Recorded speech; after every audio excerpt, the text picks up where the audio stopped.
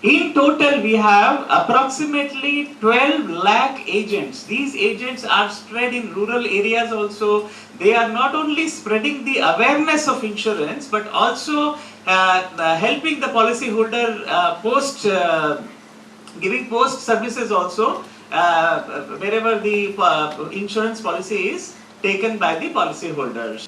More than 29 crores we have policies with individual policies I am talking about. Other than this, we also have group policies. 11 crore is the group insurance which we have for individual policyholders. It gives me such an immense pleasure to tell you that we are market leaders, and we have a market share of 66.24%.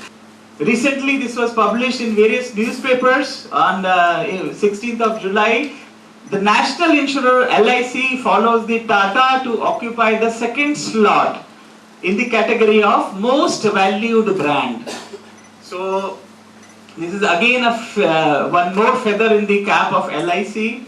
And then LIC has sanctioned 25 lakh rupees for this project, And this is the construction going on. 80%, 80 to 85, I think is already done now.